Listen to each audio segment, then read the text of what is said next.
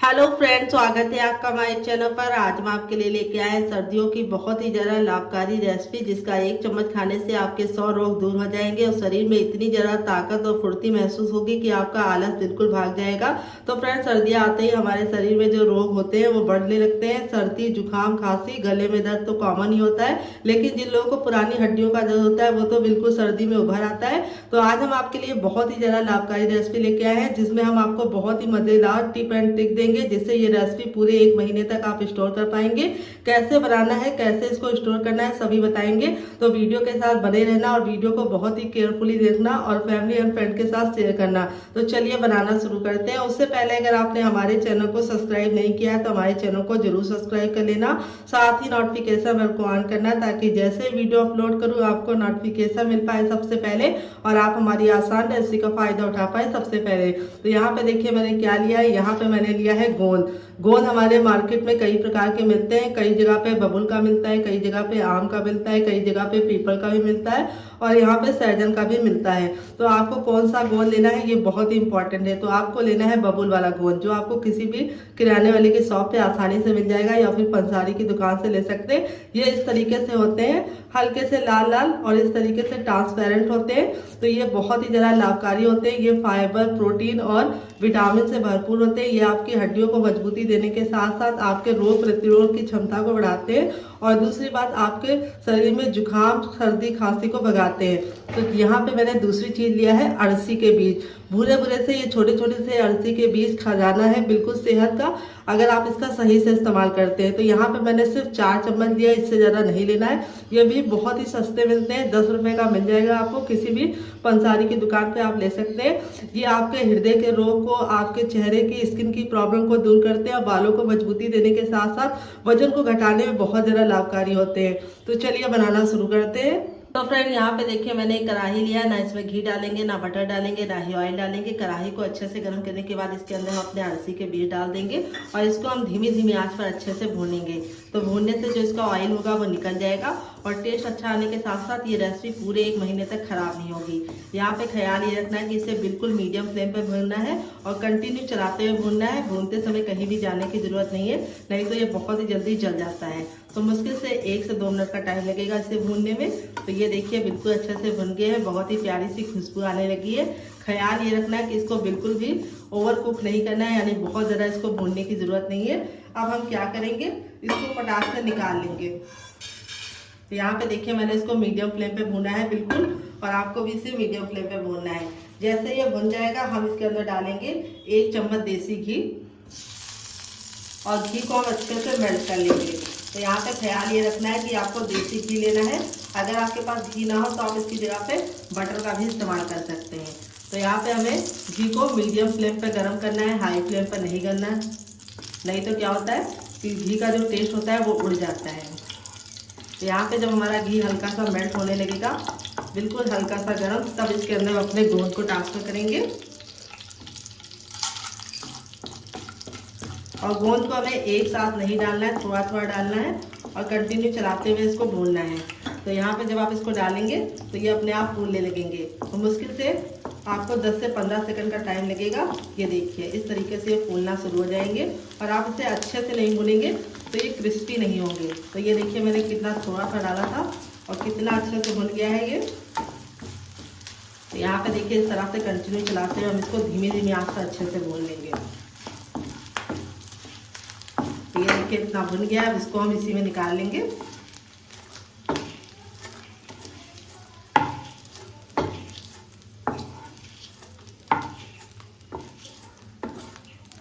और हमें इसको बिल्कुल भी लाल नहीं करना है। तो ये देखिए जब हमारा गोंद अच्छे से भुन जाता है तो हम इसको इस तरीके से तोड़ते हैं। तो ये देखिए बिल्कुल अच्छे से ये टूटता है। तो अभी ये गर्म है, जैसे जैसे ठंडा होता जाएगा हार्ड होता जाएगा। अब हम अपना बचा हुआ भी गोंद डाल देंगे। तो गोंद हमारा वेट ने मुश्किल से 40 ग्राम था, बस इससे ज़्यादा आपको नहीं लेना है। तो इसको भी हम अच्छे से भून लेंगे।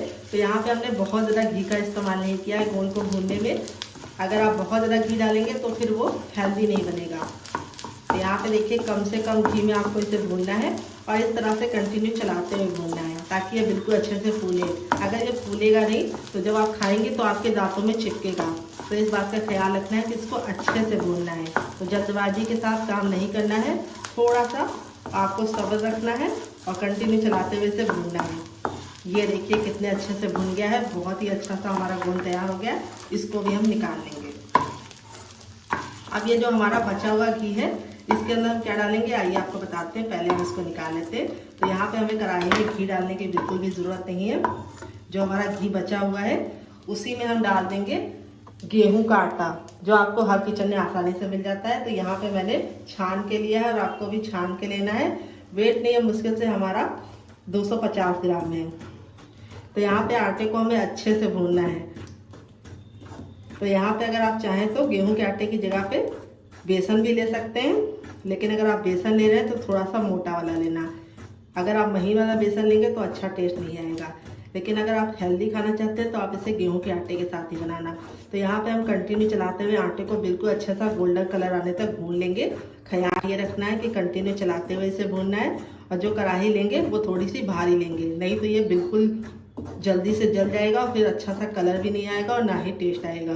तो चलिए कंटिन्यू चलाते हुए हम इसे भून लेते हैं। मुश्किल से 5 से 6 मिनट का टाइम लगेगा हमें आटे को भूनने में।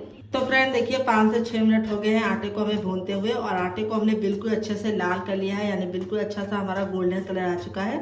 अगर आपका आटा कच्चा रहेगा तो अच्छा टेस्ट भी नहीं आएगा, और दूसरी बात ये रेसिपी खराब हो जाएगी, आप इसे पूरे महीने स्टोर नहीं कर पाएंगे।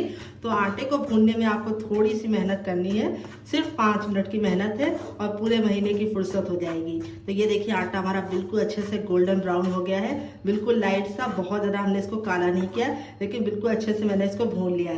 तो अब हम क्या करेंगे, इसको निकाल लेंगे। तो गैस का फ्लेम मैं आपको दिखाती हूँ कितना ज़रा लो था, और लो फ्लेम पे ही आपको इसे भूनना है। अगर आपने इसे हाई फ्लेम पे भुना तो ये बहुत ही जल्दी कलर पकड़ लेगा और अंदर से कच्चा ही रह जाएगा आटा। इसीलिए आपको लो फ्लेम पे भूनना है और बिल्कुल भी जलाना नहीं है। तो चलिए अब कढ़ाई को साफ कर लेते हैं, फिर आगे काम करते हैं। यहाँ पे देखिए मैंने कढ़ाई को साफ कर लिया। अब इसमें हम 1 छोटा चम्मच घी डालेंगे और घी को अच्छे से गर्म कर लेंगे, लेकिन ओवर गर्म नहीं करेंगे। जैसे ही हमारा घी गर्म हो जाएगा हम इसमें डालेंगे मखाना। तो यहाँ पे देखिए मैंने 1 कटोरी लिया है, आप कप से भी ले सकते हैं। तो मखाने में पाया जाता है कैल्शियम, मैग्नीशियम, प्रोटीन, आयरन और फाइबर, जो आपके वेट लॉस में बहुत ज़्यादा मदद करते हैं और आपकी हड्डियों को मजबूती देने के साथ साथ आपके लिए दांत के लिए बहुत ज़्यादा लाभकारी होते हैं। तो यहाँ पे इसको हमें बहुत ज़्यादा नहीं भूनना है, बस इसको हमें 10 से 15 सेकंड धीमी आंच पर अच्छे से भूनना है और यहाँ पे कंटिन्यू चलाते हुए इसे भूनना है। तो यहाँ पे कम घी का इस्तेमाल करना है, ज़्यादा घी का इस्तेमाल नहीं करना है।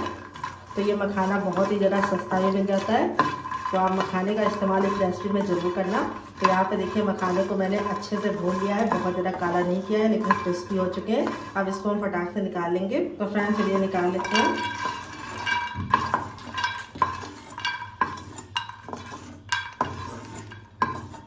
तो यहाँ पे देखिए निकाल लिया है हमने मखाने को। अब हम वापस से इसमें थोड़ा सा घी डालेंगे, सिर्फ ½ टीस्पून डालेंगे हम, और इसको अच्छे से गर्म कर लेंगे। फिर इसके बाद हम इसमें डालेंगे अखरोट, जिसमें क्या पाया जाता है, इसमें पाया जाता है मैग्नीशियम और पोटेशियम, और दूसरी बात प्रोटीन पाया जाता है, और इसमें जिंक भी पाया जाता है, विटामिन सी पाया जाता है। अखरोट खाने से बहुत सारे फायदे होते हैं। सबसे पहला तो फ़ायदा ये होता है कि आपके ब्लड प्रेशर को कंट्रोल में रखता है, और दूसरी बात आपके हृदय के लिए बहुत ही ज़्यादा लाभकारी है। और दूसरी बात, अगर आपको रातों में नींद नहीं आती है तो आपको इसका सेवन बहुत ही आवश्यक करना चाहिए, क्योंकि इससे क्या होता है आपकी नींद बहुत ही अच्छी आती है। तो इसे हमें बहुत ज़्यादा काला नहीं करना है। इस तरह से हल्का सा 10 से 15 सेकंड हमने डाल के इसको निकाल लिया है। तो यहाँ पे हमने वेट ने मुश्किल से इसको हमने 30 ग्राम डाला है और नाप में 1 कप डाला है। आप कटोरी से भी मेजरमेंट कर सकते हैं। फिर इसके बाद हम इसमें डालेंगे बादाम। तो फ्रेंड बादाम को भी हम 10 से 15 सेकंड अच्छे से भून लेंगे। तो यहाँ पे वेट ने मैंने 20 ग्राम बादाम लिया है, और अगर नाप में बताऊँ तो 1 छोटा कप बादाम है। तो बादाम में पाया जाता है विटामिन ई और जिंक, कैल्शियम, और दूसरी बात प्रोटीन भी पाया जाता है, और विटामिन की बहुत सारी मात्रा इसके अंदर उपलब्ध होती है, जिससे आपके बालों की चमक, आपके बालों की मजबूती और चेहरे की शाइन को बढ़ाता है, और साथ ही आपके दिमाग के विकास के लिए बहुत ज़्यादा लाभकारी है। ये आपके याददाश्त को भी बढ़ाता है, और आपके बच्चों में जो सीखने की क्षमता होती है उसका भी विकास करता है। तो अगर आपका बच्चा बहुत ज़्यादा कमज़ोर है पढ़ने में तो उसको आपको बादाम जरूर खिलाना है, इस बात का ख्याल रखना है। तो यहाँ पे बादाम को भी हमने इसके अंदर डाल दिया है। और अब इसके बाद हम इसमें क्या डालेंगे, हम इसमें डालेंगे काजू। तो काजू में प्रोटीन और आयरन भरपूर मात्रा में पाया जाता है, और इसमें पोटेशियम भी पाया जाता है जो आपके शरीर के विकास के लिए बहुत ज़्यादा लाभकारी है। और काजू आपको बहुत ही ज़्यादा फायदा देने के साथ साथ आपके चेहरे की चमक को भी बढ़ाता है। तो यहाँ पे मैंने 4 छोटा चम्मच काजू डाला है, ज़्यादा काजू नहीं डाला है। और काजू का बहुत ज़्यादा इस्तेमाल नहीं करना है, अगर आप ज़्यादा इस्तेमाल करेंगे तो ये फ़ायदे की जगह पे नुकसान भी देता है। तो यहाँ पे देखिए जितना मैंने लिया उतना ही आपको लेना है। तो यहाँ पे देखिए सारी चीज़ों को मैंने अच्छे से भून लिया है। फिर इसके बाद हम लास्ट में जो बचा हुआ हमारा घी है उसमें हम डाल देंगे थोड़ा सा ग्रेट नारियल, जिसको कोकोनट भी बोलते हैं। अगर इसका कोई नया नाम है तो कमेंट बॉक्स में ज़रूर बताना। ये मैंने आधा कटोरी लिया है, अगर वेट में बताओ तो मुश्किल से 5 ग्राम है। तो इसको डालने से बहुत ही अच्छी खुशबू आने के साथ साथ इसका टेस्ट बहुत ही अच्छा आता है। आप चाहें तो नारियल के लच्छे भी डाल सकते हैं। तो इसको हमें धीमी धीमी आंच पर अच्छे से भूनना है क्योंकि ये बहुत ही जल्दी जल जाता है। अगर आप चाहें तो इसके बिना ही बना सकते हैं, लेकिन इसको डालेंगे तो बहुत ही अच्छा सा टेस्ट आएगा। तो चलिए इसको भी फटाफट निकाल लेते हैं, काला बिल्कुल भी नहीं करेंगे। तो चलिए इसको साफ कर लेते हैं। देखिए मैंने साफ कर लिया। इसमें हम एक छोटी कटोरी पानी डालेंगे, ज़्यादा पानी नहीं डालना है। और पानी को हम बिल्कुल अच्छे से बॉईल कर लेंगे। तो यहाँ पे ख्याल ये रखना है कि इसके अंदर में कुछ भी नहीं डालना है, पहले हमें पानी को अच्छे से बॉईल कर लेना है। तो यहाँ पे हम शुगर का इस्तेमाल नहीं करेंगे, यानी हम चीनी नहीं डालेंगे। चीनी की जगह पे क्या डालेंगे आइए आपको बताते हैं, जिससे मिठाई बहुत ही अच्छा होगा और ये बहुत ज़्यादा लाभकारी भी होगा। तो सबसे पहले हमें पानी को अच्छे से बिल्कुल खौलता हुआ उबालना है। तो यहाँ पे देखिए उबाल आने लगा है। अब इसमें हम डाल देंगे गुड़। तो यहाँ पे देखिए मैंने वेट में 100 ग्राम डाला है। नाप में कटोरी आप कप से भी मेजरमेंट कर सकते हैं। और इसको मैंने हल्का सा गर्म कर लिया था ताकि ये जल्दी मेल्ट हो जाए। आप चाहें तो इसको ब्रेक करके भी ले सकते हैं। तो इसको हमें अच्छे से मिलाते हुए पका लेना है। यहाँ पे हमें इसकी चाशनी नहीं बनानी, ना 1 तार की ना 2 तार की, बस इसको अच्छे से मेल्ट करना है। तो गैस का फ्लेम हम हाई रखेंगे और हाई फ्लेम पे इसको अच्छे से पका लेंगे। अगर आप गुड़ नहीं डालना चाहते तो आप इसकी जगह पे शुगर भी डाल सकते हैं, लेकिन गुड़ डालेंगे तो उसका जो टेस्ट है वो भी बढ़ जाएगा, लुक भी बहुत प्यारा आएगा। और दूसरी बात बहुत ही ज़्यादा लाभकारी होगा क्योंकि गुड़ का सेवन करने से हमारे शरीर को बहुत ही ज़्यादा फायदे मिलते हैं। और दूसरी बात इसकी जो तासीर होती है वो गर्म होती है। अगर आप शुगर डालेंगे तो आपकी सारी मेहनत बेकार हो जाएगी क्योंकि जो शुगर होता है, चीनी होती है, वो ठंडी होती है, तो उसका सेवन हमें नहीं करना चाहिए और वो हेल्थ के लिए हेल्दी भी नहीं होती है। तो यहाँ पे हम इसको कंटिन्यू चलाते हुए 10 से 15 सेकंड अच्छे से पहले कुक कर लेंगे हाई फ्लेम पर। फिर इसको हम मीडियम फ्लेम पर जितना हमने पानी डाला है उतना ख़त्म होने तक पकाएंगे। तो यहाँ पे देखिए अच्छे से उबाल आ गया। गैस के फ्लेम को बिल्कुल मीडियम कर देंगे और मीडियम फ्लेम पे हम कंटिन्यू चलाते हुए इसे 2 मिनट तक पकाएंगे ताकि जो हमने पानी डाला था वो ख़त्म हो जाए।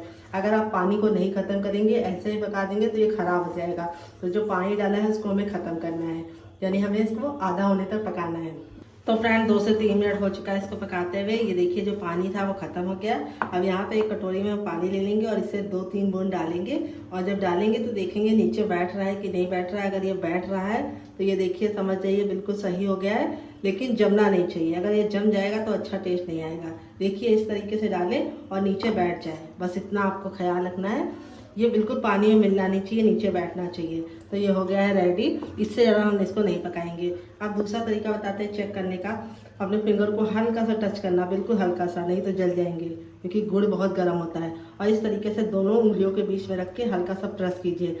अगर आपको चिपचिपाहट महसूस हो रही है तो समझ जाइए परफेक्ट है। देखिए चिपचिपा हो गया है, चिपक रहा है, परफेक्ट है। अब गैस के फ्लेम को बंद कर देंगे और इसको हम ठंडा होने के लिए छोड़ देंगे क्योंकि गर्म नहीं इस्तेमाल करना है, नहीं तो आपका हाथ जल जाएगा। तो चलिए इसको हल्का सा ठंडा कर लेते हैं, तब तक दूसरा काम करते हैं, इसे साइड में रख देते हैं। फ्रेंड देखिए दोनों चीज़ें हमारी बिल्कुल अच्छे से ठंडी हो गई हैं और इस तरीके से देखिए हम जब तोड़ रहे हैं तो बिल्कुल अच्छे से टूट रहा है। ये देखिए इस तरीके से बिल्कुल अच्छे तरीके से प्रेस करने पे टूटना चाहिए। तो अगर आपका गोंद बिल्कुल अच्छे से होगा तभी ये बिल्कुल अच्छे तरीके से टूटेगा। ये देखिए कितना ज़्यादा क्रिस्पी है। ये देखिए बिल्कुल इस तरीके से हाथ से जब आप तोड़े तो ये बिल्कुल इस तरीके से मेल्ट होना चाहिए।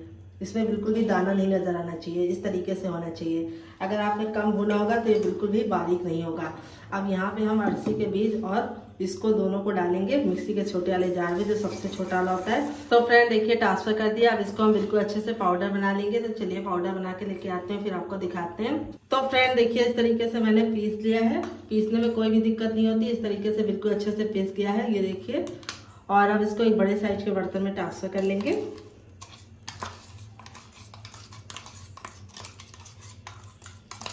सारा का सारा बिल्कुल भी बचाएंगे नहीं। और ये देखिए इस तरीके से बिल्कुल बारीक हो जाता है।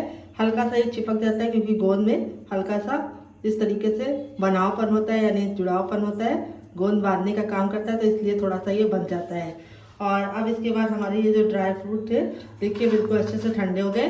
तो यहाँ पे हम पूरे तो एक साथ नहीं डालेंगे क्योंकि हमारा मिक्सी का जार छोटा वाला है और आपको भी छोटे वाले में पीसना है क्योंकि इसमें बिल्कुल आसानी से पिस जाता है, बड़े वाले में पिसता नहीं है। अब इसको कवर कर लेंगे और इसको भी हम हल्का सा दरदरा पीसेंगे। इसको हमने फाइन पीसा था लेकिन इसको हम हल्का सा दरदरा रखेंगे। 1 से 2 बार मिक्सी को चलाकर रोक देंगे। तो चलिए इसको पीस के लेके आते हैं, फिर आपको दिखाते हैं। तो फ्रेंड देखिए इसको पीस लिया है और इस तरीके से देखिए हल्का सा इसको दरदरा रखा है। इसको आप दरदरा रखेंगे तो बहुत ही अच्छा लुक भी आएगा और टेस्ट भी आएगा। अब इसको भी हम इसके अंदर ही ट्रांसफर कर लेंगे।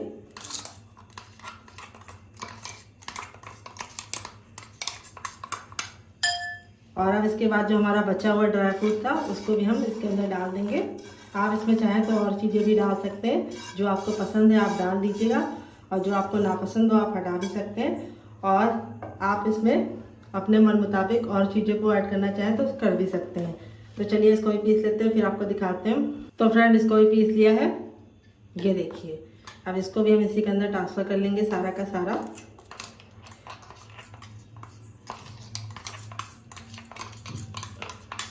बिल्कुल ही बचाएंगे नहीं, बस आपको ख्याल ये रखना है कि जो जार इस्तेमाल कर रहे हैं बिल्कुल अच्छे से सुखा कर ही लेना। अगर गीला होगा तो ये ख़राब हो जाएगा, इसीलिए आपको इसको सुखा कर लेना है। नहीं तो आप इसको थोड़ा सा जार को धुलने के बाद धूप में रख देंगे 10 से 15 सेकंड, तब ये सूख जाएगा। आप दोनों चीज़ों को हम अच्छे से मिला लेंगे पहले। ये देखिए अब यहाँ पे हम अपना आटा चेक कर लेते हैं। तो यहाँ पे आटे को बिल्कुल अच्छे से ठंडे करके ही लेना है। और आटे को मैं आपको दिखा देती हूँ। देखिए नॉर्मल आटा ऐसा होता है और भूनने के बाद इस तरीके से आपका आटा होना चाहिए। बिल्कुल अच्छे से आप भूनेंगे तभी अच्छा टेस्ट भी आएगा और खाने में मज़ा भी आने के साथ साथ ये ख़राब भी नहीं होगा। अब इसके अंदर अपना आटा भी ट्रांसफ़र कर देंगे सारा का सारा। अब इसको हम वापस से मिक्स करेंगे।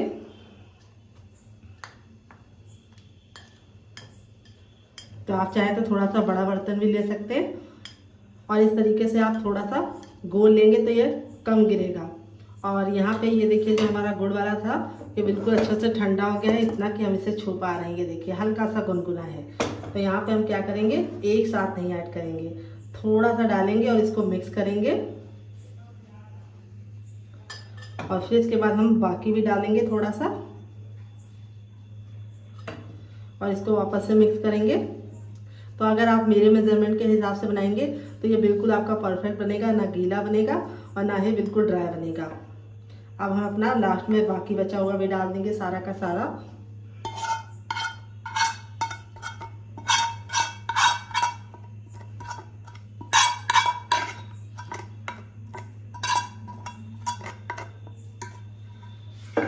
और अब इसको मिक्स करेंगे। तो आपको एक साथ नहीं ऐड करना है, थोड़ा थोड़ा डाल के ऐड करना है, नहीं तो इसमें गुठलियाँ पड़ जाएंगी। तो अब हमारा ये हल्का सा गुनगुना है तो अब हम हाथ से मिक्स करेंगे। चम्मच को हम साइड में रख देंगे और यहाँ पे हम हाथों से इसको बिल्कुल अच्छे से मिला लेंगे। तो हाथों से क्या होगा कि ये बिल्कुल परफेक्ट तरीके से मिल जाएगा। तो अभी आपको लग रहा होगा कि ये हल्का सा कम ड्राई है, लेकिन जैसे जैसे ये गुड़ ठंडा होता जाएगा ये अपने आप थोड़ा सा और टाइट हो जाएगा। इसीलिए आपको इसको बहुत ज़्यादा टाइट शुरुआत में नहीं रखना है। ये देखिए बिल्कुल अच्छे से मिला लिया है, कितना बढ़िया तरीके से मिल गया है। आप अपने हाथों को वॉश करने के बाद इसको हम शेप देंगे। तो आप चाहें तो इसको ऐसे ही 1 चम्मच खा सकते हैं दूध के साथ। तो फ्रेंड देखिए हाथों को अच्छे से वॉश करने के बाद बिल्कुल अच्छे से ड्राई कर लिया है, यानी पोंछ लिया है, सूखा हाथ लेना है। अब यहाँ पे अपने हाथों पे थोड़ा सा घी अप्लाई कर देंगे और यहाँ पे आपको एक बराबर बनाने हैं। तो आप इस तरीके से इस तरह से कोई भी बर्तन ले लीजिए, कड़छी ले लीजिए छोटी सी और उसके अंदर इसको डालिए इस तरीके से। तो आप इस तरीके से इसको बना पाएंगे बिल्कुल परफेक्ट साइज का। तो यहाँ पे अगर आप इसको ऐसे ही खाना चाहते हैं तो आपको 1 चम्मच दूध के साथ खाना है। अगर आपका बच्चा बहुत ज़्यादा छोटा है तो आप इसको आधा चम्मच देना। और जिन लोगों को हड्डियों की बहुत ज़्यादा प्रॉब्लम है वो इस तरीके से इसको लड्डू बना के स्टोर कर सकते हैं और उनको 1 लड्डू दिन भर में खाना है, एक टाइम खाना है, चाहे आप रात में खाइए या फिर मॉर्निंग में खाइए, दिन में खाने से बचिए। तो यहाँ पे आप इसको दूध के साथ लेंगे तो आपको काफ़ी ज़्यादा फायदा मिलेगा। और ये देखिए कितना बढ़िया तरीके से बन गया है। ये देखिए इस तरीके से डाल के हल्का सा प्रेस कर लेना है और इस तरह से एकदम बिल्कुल परफेक्ट बनेगा और बिल्कुल हल्के हल्के हाथों से इसको बांधना है।